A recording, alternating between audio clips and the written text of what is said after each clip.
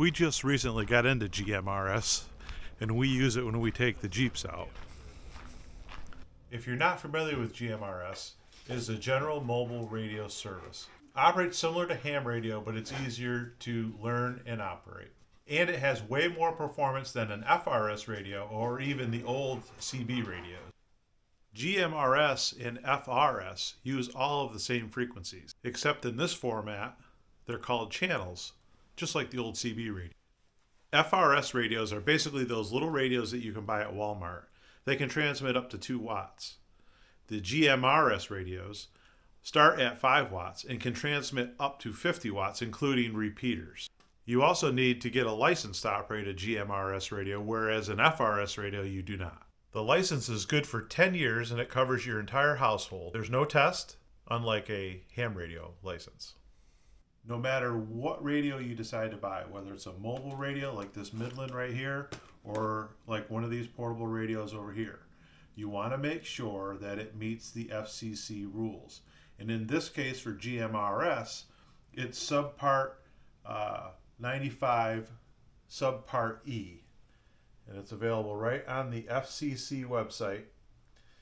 Whatever equipment you do decide to purchase, make sure that it meets that FCC rule, part 95 subpart E. So 95E, you want to make sure the equipment meets that requirement so that you're a legit GMRS license user. Because we don't have any local public GMRS repeaters, at least right now, and we always work on simplex, which is basically radio to radio with no repeater, I want to get a radio that has a little more power than a portable, but is still convenient to use and gives us some flexibility. The Midland Mobile radio is the radio that I chose. Affiliate link below in the description. I chose this radio because it's simple to operate and it puts out 15 watts of power, which is more than a typical 5-watt portable radio.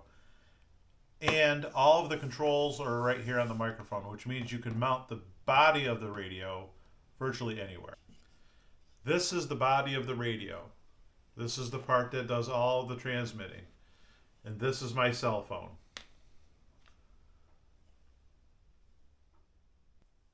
So because I wanted the mobility of a portable radio, but I wanted the power of a mobile radio, I felt this radio met all of the criteria that I needed. It plugs into a cigarette lighter, all the controls are on the microphone, and it can be mounted anywhere. So what I'm going to do is mount it in a ammo can.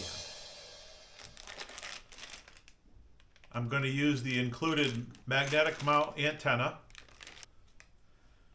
I'm going to use the included cigarette lighter plug cable. And as you can see,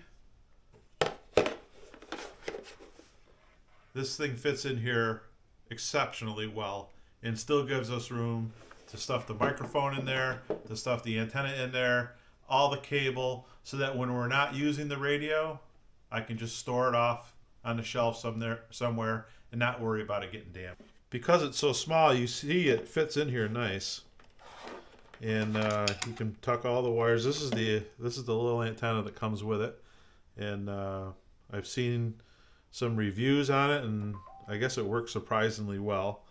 So we'll give that a shot. But you can see the microphone fits in here, the power cord right here, that'll all fit in here.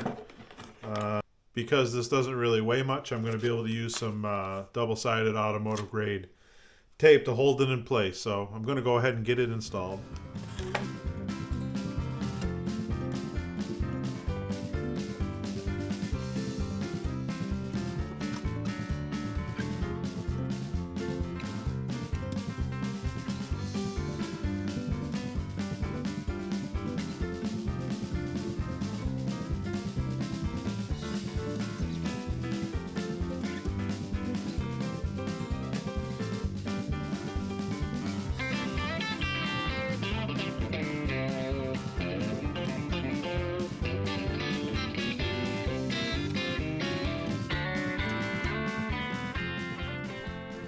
All right, that should work pretty slick. So let's go see what it looks like when we put it in the vehicles. We're out here at Angela's JK. So the first challenge is this is a fiberglass top, so the magnetic antenna won't stick to it.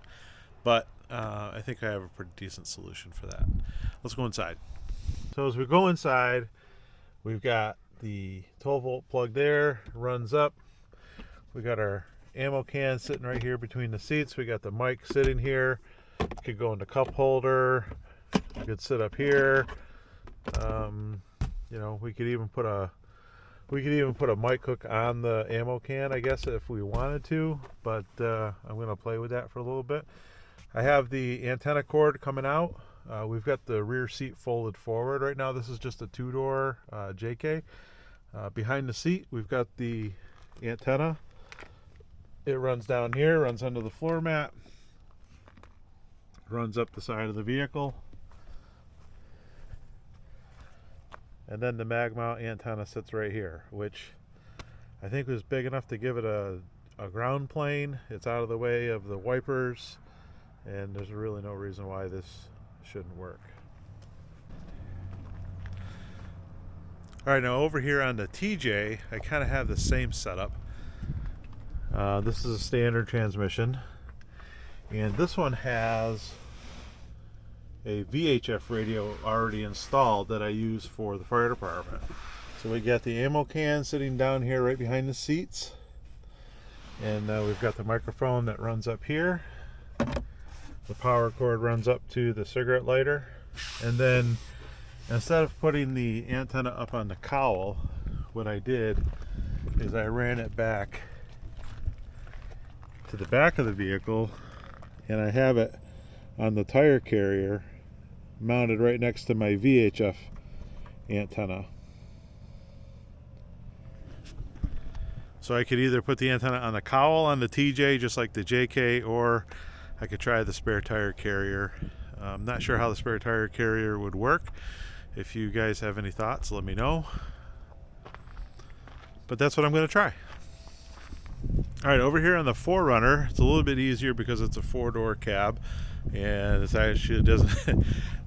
The TJ's got the soft top. That's got the fiberglass and the soft top. This one's all metal.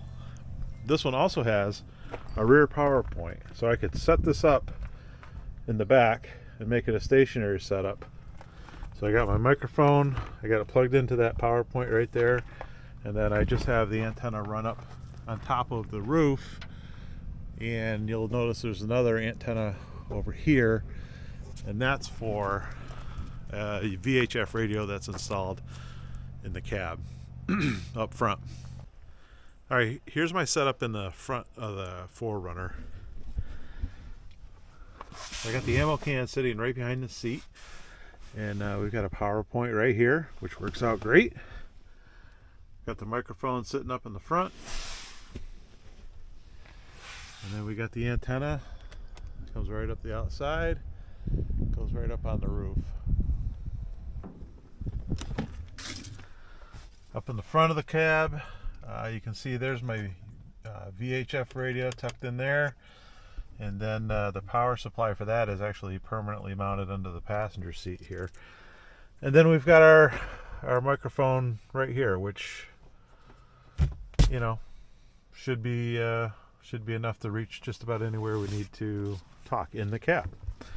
All right, I think that's going to work for the 4Runner, the TJ, and the JK, and gives me a temporary permanent radio setup in all three vehicles without having to go out and buy three separate radios. We don't really use it that much right now, so this ammo can setup I think is going to be perfect. If we want to take the 4Runner, we just hook up the radio in the 4Runner, or if we want to take one of the Jeeps, we can do that, and it's going to work out pretty decent for us.